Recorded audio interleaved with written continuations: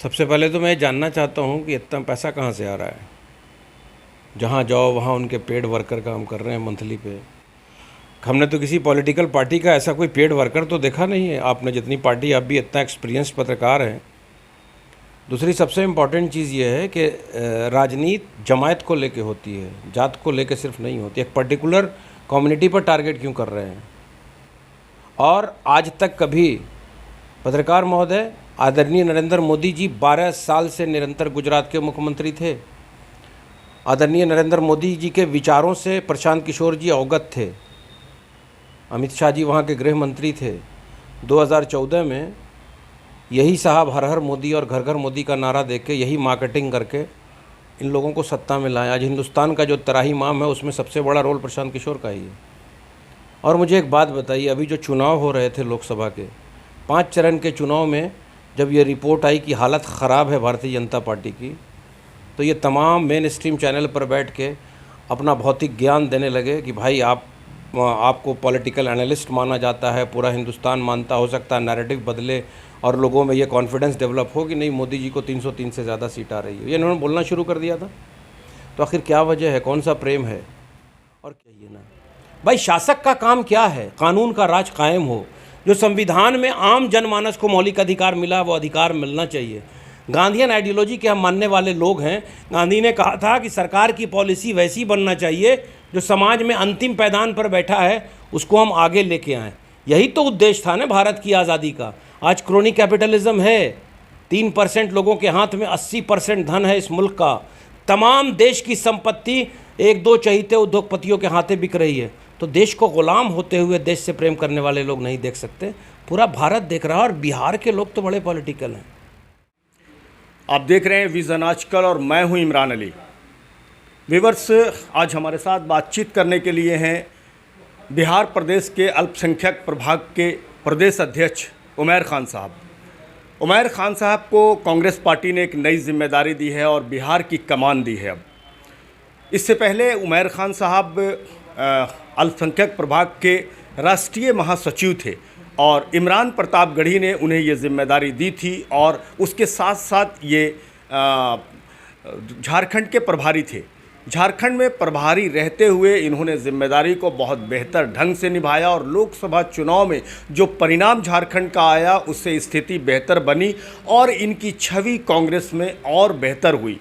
और इन्हीं सब बातों को देखते हुए, क्योंकि विधानसभा चुनाव बिहार का 2025 का है और उसको लेकर बहुत सारी उम्मीदें शायद कांग्रेस पार्टी ने उमैर खान से लगाई होगी और इसीलिए ये जिम्मेदारी इनको सौंपी गई है। तो हम बातचीत करते हैं आज उमैर खान साहब से। सबसे पहले सर, आपको मुबारकबाद देते हैं इस जिम्मेदारी के लिए। आपका स्वागत है विज़न आजकल में। बहुत बहुत शुक्रिया इमरान साहब। किस तरह की चुनौती है, एक बड़ी जिम्मेदारी मिली है। बिहार एक बड़ा प्रदेश है और बिहार की पहचान देश में एक बहुत अलग प्रदेशों में से एक है और आने वाले समय में 2025 में यहाँ पे विधानसभा चुनाव भी होना है। तो क्या लगता है आपको, ये जो प्रदेश अध्यक्ष की जिम्मेदारी मिली है आपको, तो किस तरह की चुनौती है? नहीं, बिहार एक पॉलिटिकल स्टेट है और पार्टी ने एक बड़ी जिम्मेवारी दी है मुझे, क्योंकि परंपरागत पूरे हिंदुस्तान में जिस तरह से राहुल गांधी जी की भारत जोड़ो यात्रा के बाद अल्पसंख्यक समुदाय के तमाम अल्पसंख्यक, चाहे वो मुसलमान हो, सिख हों, क्रिश्चियन हों, बौद्ध हों, जैन हो, ये तमाम कम्युनिटी ने राहुल गांधी पर भरोसा करते हुए और कांग्रेस का साथ दिया है। अभी के जो पिछले लोकसभा के चुनाव थे और लोकसभा के चुनाव में भी कांग्रेस पार्टी का प्रदर्शन बेहतर रहा है। हमारे 3 मेंबर ऑफ पार्लियामेंट जीते हैं, 2 मुसलमान और 1 दलित सासाराम से जीते हैं। इंडिया गठबंधन है, राष्ट्रीय जनता दल और तमाम लेफ्ट पार्टी से हमारा अलायंस है। जिम्मेवारी इसलिए दी गई है कि अभी बहुत सारे लोगों को प्लांट करके आरएसएस और बीजेपी मुसलमानों के बीच में ख़ास कर जाके उनको दिग्भ्रमित किया जा रहा है और जो गठबंधन का जो वोट है उसमें सेंध मारने की कोशिश की जा रही है। मगर मुझे इस बात का पूरा भरोसा है कि आने वाले वक्त में जब हम लोग कांग्रेस पार्टी की विचारधारा और कांग्रेस की जो कुर्बानियाँ और उनकी जो सैक्रिफाइस है, क्योंकि आज के जनरेशन ने उस चीज़ को नहीं समझा है कि देश को किस विकट परिस्थिति से कांग्रेस ने यहाँ तक लाया है। क्योंकि पता है आपको, मेन स्ट्रीम मीडिया दुष्प्रचार करती है, तो यंगस्टर्स जिनकी उम्र और आज पत्रकार महोदय आधुनिक भारत के निर्माता की जयंती भी है, राजीव गांधी जी की। और भारत को कहा जाता है कि भारत दुनिया की एक वाहिद कंट्री है जहां 65% युवा वोटर है। तो युवाओं को इस चीज़ का एहसास होना चाहिए कि 22 से 18 राजीव गांधी ने ही किया था, वोट का जो अधिकार दिया था। और जो कंप्यूटर लाया है या टेलीफोन, आज जो मोबाइल है हाथ में, वो सब उन्हीं की देन है। तो कांग्रेस पार्टी का एक विजन होता है देश का विकास, समाज का विकास। न धर्म की बात करती है, न जात की बात करती है, वो चौमुखी विकास की बात करती है। कुछ गैप हुए हैं, कुछ। लेकिन ये डिजिटल इंडिया बनाने की बात तो वर्तमान प्रधानमंत्री मानते हैं कि देश को डिजिटल इंडिया हमने बनाया है। अब आप राजीव गांधी जी की जयंती को लेकर जब ये बात कही तो ये तो पूरा हिंदुस्तान जानता है, नहीं दुनिया जानती है कि जब आदरणीय प्रधानमंत्री राजीव गांधी जी ने कंप्यूटर की बात की थी और टेलीफोन बुथ जब खुलवाया था और उन्होंने कहा था कि एक वक्त ऐसा आएगा कि हर हाथ में फ़ोन होगा और कनेक्टिविटी बढ़ेगी, तो जिस विचारधारा के लोग आज सत्ता में बैठे हैं उन्हीं लोगों ने उसके बारे में उसका विरोध किया था। तो फाउंडेशन जो रखता है, जिसके पास विजन होता है, वो फाउंडेशन रखता है। अब उस फाउंडेशन पर जब मजबूत फाउंडेशन होता है तो उस पर इमारत खड़ा करना बड़ा आसान होता है। कंट्रीब्यूशन रहा होगा नरेंद्र मोदी जी का डिजिटल में, मगर उसकी नींव किसने रखा इस भारत में? तो आधुनिक भारत का निर्माता तो उन्हीं को कहा जाएगा, राजीव गांधी। बिल्कुल। चलिए, आपने भी थोड़ी देर पहले कहा कि बिहार में कुछ लोगों को भेजा गया है। क्या आपका इशारा पीके की तरफ है? क्या अभी बिहार में जिस तरह से पीके अपनी गतिविधियां तेज़ कर रहे हैं और उपचुनाव में उन्होंने गया ज़िला में भी कुछ दौरा किया और जिस तरह से पद यात्रा कर रहे हैं, तो क्या लगता है वो कि ये तीसरी धारा है पीके की, वो एक तरफ से टारगेट करते हैं एनडीए के लोगों को भी और इंडिया गठबंधन को भी, ये दोनों को टारगेट कर रहे हैं? तो आपको क्या लग रहा है कि वो भी बड़ी चुनौती है आप लोगों के लिए? देखिए, ये लोकतांत्रिक व्यवस्था है, हर आदमी को राजनीति करने का और पार्टी गठन करने का अधिकार है। मगर सियासत जो होती है ना, वो समाज की होती है, समाज के हर वर्ग को जोड़ के चलने की होती है। आप चौथे स्तंभ हैं, आपको ये समझ में आ रहा होगा कि जिनकी बात आप कर रहे हैं वो सिर्फ हमारी कम्युनिटी को टारगेट करके उन्हीं का सम्मेलन कर रहे हैं। तो हमारी कम्युनिटी में रहबरी बिल्कुल ख़त्म हो चुकी है। हम उनके अंदर जागरूकता नहीं पैदा करेंगे। और कहाँ थे वो लोग जो पिछले 10 साल से प्रताड़ना हो रही थी पूरे मुल्क में? आज उत्तर प्रदेश के मुसलमान से पूछिए कि राहुल गांधी के वो जो नफ़रत के बाज़ार में मोहब्बत की दुकान खोलने निकले थे कन्याकुमारी से कश्मीर तक, आज उसी की वजह से हिंदुस्तान का माहौल बदला है। हमारा जो यंगस्टर्स है ना, आपने बोला डिजिटल वर्ल्ड है, बिल्कुल सबके पास मोबाइल है। तमाम नौजवानों ने कांग्रेस पार्टी को और राहुल गांधी की भारत जोड़ो यात्रा को अपने मोबाइल के माध्यम से फॉलो किया है। उन्होंने देखा है कि राहुल गांधी की छवि को धूमिल करने के लिए किस तरह का प्रयास किया गया। उन्होंने इस चीज़ को देखा है कि जब वो सदन में बोलते थे तो कैसा काम किया जाता था। जब किसी भी ज्वलित इश्यूज़ को उठाना चाहते थे तो मीडिया का कवरेज नहीं होता था, तो वो इंसान सड़क पे निकला गांधीयन आइडियोलॉजी को मानते हुए, आम जनमानस के बीच में गया, लोगों में एक नई अलग जगाई कि मुद्दे की राजनीति पे आओ, देश बर्बाद हो रहा है, क्रोनी कैपिटलिज्म के खिलाफ। आपका क्या मुद्दा होगा इस बार? अभी बिहार का जो विधानसभा चुनाव होगा उसमें आपका क्या मुद्दा होगा? कई मुद्दे हैं जो शायद आप भी वाकिफ़ हैं, जो पीके रख रहे हैं। और एक बड़ा मुद्दा जो उन्होंने रखा कि पिछले आज़ादी के बाद से कई सरकारें रहीं, अलग अलग सरकारें रहीं। कुछ वर्तमान समय में नीतीश कुमार से पहले लालू यादव की सरकार थी, नीतीश कुमार की सरकार है, आप लालू यादव की सरकार में आप साथ भी रहे हैं। तो उनका मानना है कि बिहार में जो प्लान हुआ मज़दूरों का, वो एक दावा किया जा रहा था कि मज़दूरों का प्लान रोका जाएगा, यहाँ पे इंडस्ट्री डेवलप की जाएगी और वो यहाँ की खेती में भी और खेतों को उपजाऊ बनाया जाएगा। ये सारी चीज़ें हुई नहीं। आज भी मज़दूर, बिहार के मज़दूर जो हैं वो पंजाब और राजस्थान और मुंबई और दिल्ली जा रहे हैं। इस पर कोई काम नहीं हुआ, वो उसको पहला मुद्दा बना रहे हैं। आप क्या कहेंगे? नहीं, मुद्दा तो हमारा भी वो है। पता नहीं प्रशांत किशोर जी को वो याद है कि नहीं, या इतिहास का अध्ययन उन्होंने किया है कि नहीं, कि वो लोगों को दिग्भ्रमित करने के लिए इस तरह की भाषा का प्रयोग कर रहे हैं। 1990 से पहले इस बिहार में कांग्रेस की सरकार हुआ करती थी। सरकारी स्कूल में बेहतर शिक्षा मिलती थी।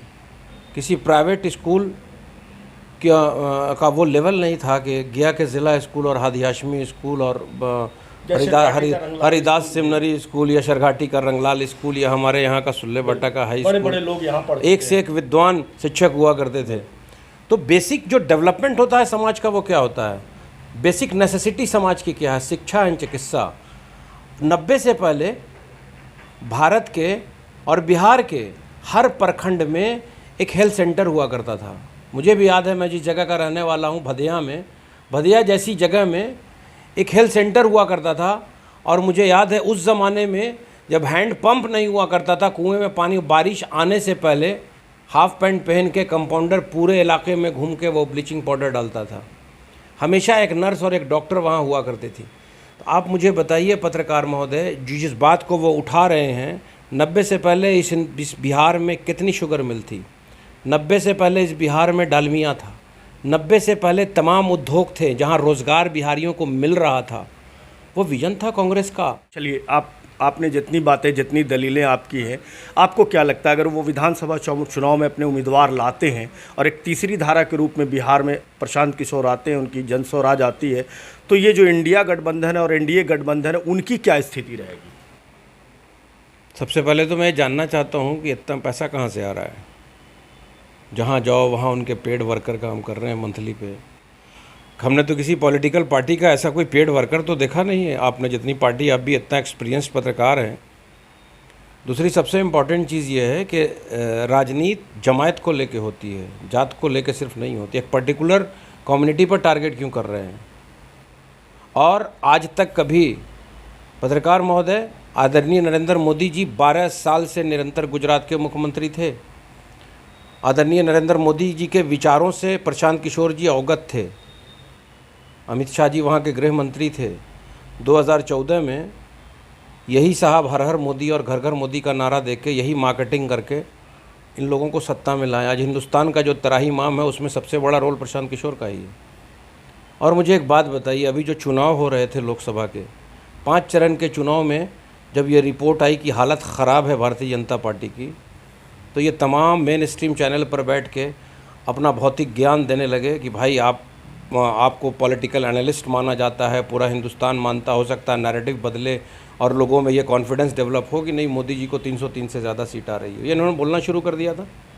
तो आखिर क्या वजह है, कौन सा प्रेम है, और क्या वजह है कि सिर्फ एक पर्टिकुलर कम्युनिटी को आप टारगेट कर रहे हो? मैं सिर्फ सवाल ये करता हूँ, अधिकार सबको है राजनीति करने का, आप मुद्दे पे राजनीति करो। ठीक है, आप जो कहा, हमारा सवाल ये कि उनकी स्थिति क्या होगी अगर वो विधानसभा चुनाव में आते हैं तो? ये तो मैं सेफोलॉजिस्ट तो हूँ नहीं, मगर मैं इस बात का आपको यकीन दिलाता हूँ कि जिस कम्युनिटी को वो टारगेट कर रहे हैं, ये कम्युनिटी बड़ी ईमानदार है।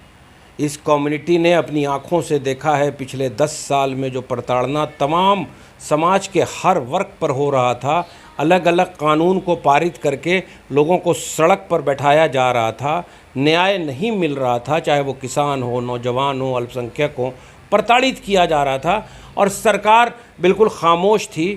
तो हिंदुस्तान के नेता लोग खामोश थे। एक आदमी सड़क पे निकला था। तो हमारी कौम तो बड़ी ईमानदार है। हमको तो कहा गया है कि मज़दूर का पसीना सूखने से पहले मजदूरी दो।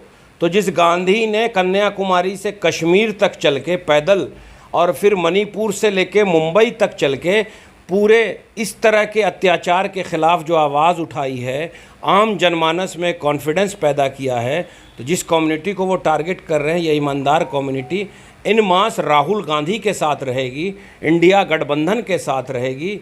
ये भले थोड़ी फैनफेयर की वजह से नौजवान हैं, यंगस्टर्स हैं, उनको कुछ उपलब्ध करा दीजिए, आपके यहाँ चले जाएं, आपसे वार्ता कर लें, मगर जब लोकतंत्र का महापर्व आएगा, चुनाव का समय आएगा, तो मुझे इस बात का पूरा भरोसा है और मैं आपको आश्वस्त कराता हूँ 2 से 3 महीने के अंदर कांग्रेस ने जो मुझे अल्पसंख्यक विभाग का अध्यक्ष बनाया है बिहार का, 3 महीने के अंदर आपको परिवर्तन दिखना शुरू हो जाएगा। हमारा संगठन सशक्त होगा, ग्रासरूट तक हमारा संगठन जाएगा और हर ज़िला में और हर प्रखंड में हमारा कार्यक्रम होगा। हम कांग्रेस की विचारधारा, कांग्रेस की कुर्बानियाँ, कांग्रेस के कंट्रीब्यूशन के बारे में यंगस्टर्स को बताएंगे, राहुल गांधी के संघर्ष के बारे में बताएंगे। और हमारी डिपार्टमेंट का जो नेता है, जो लीडर है, पत्रकार महोदय, पहले तो ज्वलित मुद्दे पर अपने अशार के माध्यम से इस भारतवर्ष में अलग जलाता था चाहे वो लंदन का मुशायरा हो, दुनिया के किसी कोने में जाए। और अभी जब राज्यसभा के मेंबर बने हैं तो मुझे नहीं लगता है कि इतना मुखर रूप से किसी मेंबर ऑफ पार्लियामेंट ने हर इश्यूज़ पर, सिर्फ माइनॉरिटी के इशू पर नहीं, पूरे भारतवर्ष के हर सेक्शन के इश्यूज़ पर मुखर रूप से अपनी बात उठाई है। तो इमरान प्रतापगढ़ी की वजह से भी, राहुल गांधी के संघर्ष की वजह से, कांग्रेस की सुंदर जो सेकुलर और प्रोग्रेसिव विचारधारा है उसको मानते हुए आज का यंगस्टर्स कांग्रेस की मेंबरशिप लेगा। और कांग्रेस जब मजबूत होगी, इस तरह के जो लोग घूम रहे हैं खंडित करने के लिए, जब इनका बाइकआउट होगा तो जाहिर सी बात है आने वाले वक्त में इंडिया गठबंधन मजबूत होगा। और मुझे इस बात का पूरा यकीन है कि 2025 में इंडिया गठबंधन की सरकार बनेगी। जो आपके बिहार में बड़े भाई के तौर पे आरजेडी है, इससे आपके तालमेल जो है, अलायंस होते हुए भी कांग्रेस को जिस तरह से जगह देनी चाहिए, जितनी तरजीह देनी चाहिए, वो नहीं दी जाती है। क्या कहेंगे आप इसको, कैसे आप इस पर, आपके हाई कमान क्या फ़ैसला लेंगे विधानसभा चुनाव में? देखिए, जब गठबंधन की पॉलिटिक्स होती है तो शीर्ष नेतृत्व बैठ के फ़ैसला करता है। बहुत सारी कुर्बानियाँ दी जाती हैं। जो मुल्क के हालात थे, जिस तरह के हालात बने हुए हैं, और कांग्रेस की और कांग्रेस के नेता राहुल गांधी की वो कुर्बानी है, क्योंकि वो हिंदुस्तान के संविधान और लोकतंत्र को बचाने की लड़ाई लड़ रहे थे। 90% वो कामयाब हो गए। उन्होंने आदरणीय मोदी जी के पैर में बेड़ी लगा दी है। गठबंधन की सरकार है। पहले तो बिना चर्चा के बिल पारित होती थी, मगर गठबंधन की सरकार है। वैसे भी लोग उनके साथ हैं, जो लोग जेन्युइन बात करने वाले हैं। तो उस मामले में शीर्ष नेतृत्व का फैसला था कि अभी ये वक्त नहीं है जहाँ पे रीजनल पार्टी हैं। हमारे लालू प्रसाद यादव जी की पार्टी से बहुत दिनों से अलायंस चल रहा है, और जाहिर सी बात है कि विचारधारा की लड़ाई है। जो लोग सेकुलरिज्म के मानने वाले लोग हैं, हमारा नेता उनको गले लगाने के लिए आगे बढ़ता है। और भारत के ताना बाना को, जो सामाजिक ताना बाना है, और लोकतंत्र को और संविधान के मूल्यों को बचाने के लिए हर तरह की कुर्बानी उसने दी। मुझे जो पदभार दिया गया है, अल्पसंख्यक विभाग के अध्यक्ष बनाया गया है, मैं बिहार के हर ज़िला में पर्सनली जाऊंगा, कांग्रेस की विचारधारा के बारे में लोगों को अवगत कराऊंगा, नौजवानों को कांग्रेस की सदस्यता दिलाऊंगा। मुद्दे पे देश की राजनीति आएगी। जब संगठन मजबूत होगा, कांग्रेस का कार्यक्रम हर ज़िला में होना शुरू हो जाएगा, तो फिर गठबंधन की बात तो फैसला शीर्ष नेतृत्व को करना है। और मुझे लगता है कि इंडिया गठबंधन बड़ा मजबूती से, और जिसकी जितनी ताकत होगी उसको उसके हिसाब से इस मरतबा आने वाले समय में 2025 में उसकी भागीदारी होगी, और एक बेहतर सरकार बनेगी जहां पर उन्माद ख़त्म होगा और बिहार के विकास की बात होगी। एनडीए वाले कहते हैं कि आप लोग दुष्प्रचार किया था कि जो केंद्र सरकार है वो संविधान को बदलना चाहती है, संविधान की रक्षा नहीं कर रही है, और इस दुष्प्रचार की वजह से लोकसभा में थोड़ी बेहतर प्रदर्शन आपका हुआ। जो कहते हैं कि 2 युवा उत्तर प्रदेश के, इनकी कोशिशों से बेहतर प्रदर्शन हुआ है। आप क्या मानते हैं कि जो संविधान की रक्षा का नारा आप देते हैं, उनका कहना है कि संविधान सुरक्षित है, ये सिर्फ एक दुष्प्रचार है, इसको कैसे आप हमारे दर्शकों को कैसे क्या कहेंगे? पहली मरतबा आदरणीय मोदी जी संविधान की तो बात करने लगे। ये तो हमने थोड़ी कहा था, ये तो भारतीय जनता पार्टी के तमाम सम्मानित नेता बोल रहे थे कि 400 पार इसलिए चाहिए कि मुझे संविधान में संशोधन करना है, बहुत सारी चीज़ों को बनाना है। ऑन रिकॉर्ड बोल रहे थे कि इसको क्या बनाना है, कौन सा राष्ट्र बनाना है, हम थोड़ी बोल रहे थे।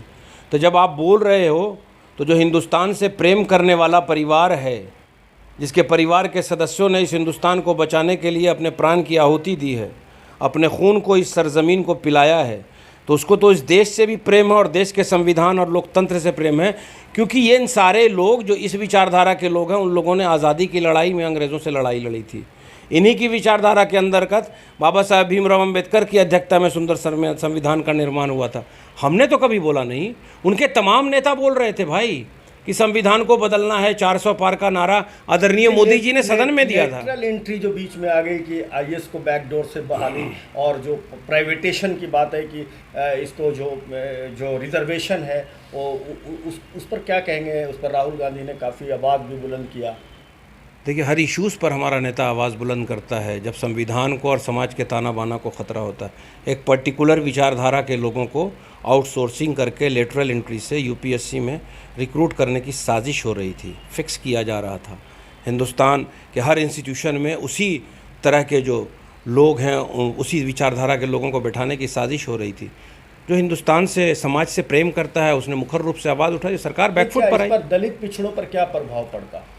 उसमें तो रिजर्वेशन नहीं था, वो तो एक पर्टिकुलर कोटा फिक्स कर रहे थे और पर्टिकुलर विचारधारा की। अभी आप जितने अपॉइंटमेंट्स देखिए, जितने एजुकेशनल इंस्टीट्यूशन को, पत्रकार महोदय, JNU जैसे प्रीमियम इंस्टीट्यूशन का क्या हाल हुआ, DU का क्या हाल हुआ, तमाम वैसे प्रीमियम इंस्टीट्यूशन पर किस तरह से प्रताड़ना हुई, और जिन लोगों ने ऑन रिकॉर्ड, जिनकी वीडियो क्लिपिंग है, जिस तरह से उन्माद पैदा किया यूनिवर्सिटी कैंपस में, उनके ऊपर आज तक कोई कार्रवाई नहीं हुई। तो आप इससे नहीं समझ सकते हैं। रूल ऑफ लॉ होना चाहिए ना भाई। शासक का काम क्या है? कानून का राज कायम हो। जो संविधान में आम जनमानस को मौलिक अधिकार मिला, वो अधिकार मिलना चाहिए। गांधीयन आइडियोलॉजी के हम मानने वाले लोग हैं। गांधी ने कहा था कि सरकार की पॉलिसी वैसी बनना चाहिए जो समाज में अंतिम पैदान पर बैठा है उसको हम आगे लेके आएँ। यही तो उद्देश्य था ना भारत की आज़ादी का। आज क्रोनी कैपिटलिज्म है, 3% लोगों के हाथ में 80% धन है इस मुल्क का। तमाम देश की संपत्ति 1-2 चहीते उद्योगपतियों के हाथे बिक रही है। तो देश को गुलाम होते हुए देश से प्रेम करने वाले लोग नहीं देख सकते, पूरा भारत देख रहा है। और बिहार के लोग तो बड़े पॉलिटिकल हैं, असल उनको अप्रोच करने की ज़रूरत है। और आज के यंगस्टर को ज़रूरत क्या है भैया? मुद्दे की बात करते हैं, हम एजुकेशन की बात करेंगे, हम हेल्थ केयर की बात करेंगे, हम एम्प्लॉयमेंट की बात करेंगे, हम बिहार में इंडस्ट्रियलाइजेशन की बात करेंगे, इंफ्रास्ट्रक्चर सही हो, लॉ एंड ऑर्डर मेंटेन हो, उसकी बात करेंगे। अभी आप बताइए ना पत्रकार महोदय, दोहरापन क्यों? एक दलित की बच्ची का मुजफ्फरपुर में बलात्कार होता है, छोटी बच्ची का, 4 दिन पहले की घटना है, और उसके प्राइवेट पार्ट में 50 मरतबा चाकू मारा गया है, जो कल मुझे पटना में पता चला। कहीं मेन स्ट्रीम मीडिया पर मुजफ्फरपुर की चर्चा आपने सुना? क्यों नहीं सुना? क्योंकि यहाँ भारतीय जनता पार्टी की सरकार है नीतीश कुमार जी के साथ। देखिए, न्याय सबके लिए है, संविधान में अधिकार सबको मिला है, पक्षपात करती है ये सरकार।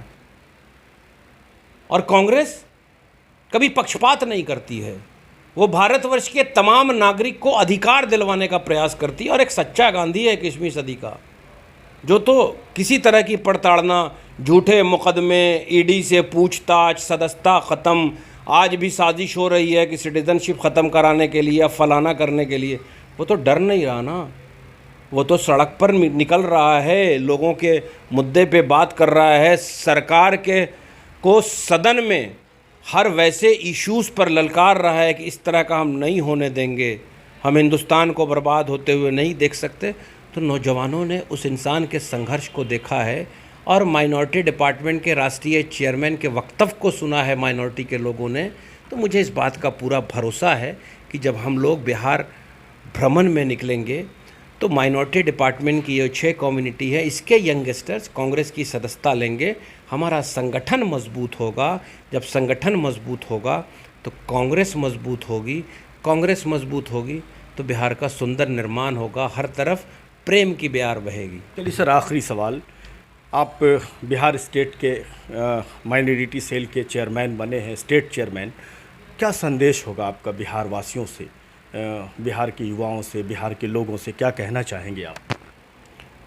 देखिए, बिहार के यंगस्टर से मेरा संदेश मेरा यही है, पॉलिटिक्स का मतलब है इशू बेस्ड पॉलिटिक्स, मुद्दे की राजनीति। जो नेता और जो पार्टी तुम्हारे विकास की बात करे, तुम्हारे शिक्षा की बात करे, तुम्हारे रोज़गार की बात करे, किसान के अधिकार की बात करे, गरीब को न्याय दिलाने की बात करे, जिसके अंदर कोई भेदभाव नहीं हो, जो नेता मुखर रूप से सदन में बोले कि न्याय तभी मिलेगा जब जातीय जनगणना केंद्रीय सरकार कराए। जातीय जनगणना क्यों कराए? कि जात पात है उसको आप ख़त्म नहीं कर सकते हो, मगर एक पर्टिकुलर ज़ात के लोग जो मेजॉरिटी हैं, जो बैकवर्ड्स हैं, दलित से, वो हाशिए पर आज भी क्यों हैं? इतना दिन की 78वीं आज़ादी का हम लोग जश्न मना चुके, आज हाशिए पर क्यों हैं? तो जातीय जनगणना कराइए, पता तो चले, और उस आबादी के हिसाब से उनको अधिकार मिलना चाहिए, तभी चौमुखी विकास हो सकता है। मुझे इस बात का पूरा विश्वास है कि जब यंगस्टर्स के बीच में हम जाएंगे, और मैं खुद भारत यात्री रहा हूँ, हमने हिंदुस्तान को, हिंदुस्तान के लोकतंत्र को और संविधान को बचाने के लिए सच्चे गांधी के साथ कन्याकुमारी से कश्मीर पैदल चले हैं। हमारी बात यंगस्टर्स सुनेंगे, और पूरा इस बात का भरोसा है कि कांग्रेस बहुत मजबूत होगी, और 2025 में इंडिया गठबंधन बहुत मजबूत होगा, क्योंकि कांग्रेस का जो नेता है ना, राहुल गांधी, उससे नौजवान बहुत मोहब्बत करता है, क्योंकि वो मुद्दे की बात करता है। तो आने वाला वक्त बेहतर होगा, और हम अपने लीडरशिप को मजबूत करेंगे, बेहतर संगठन बनाएंगे। जाहिर सी बात है, जब पार्टी मजबूत होगी तो बिहार में शांति होगी। बहुत बहुत शुक्रिया सर हमसे बात करने के लिए। बहुत बहुत शुक्रिया।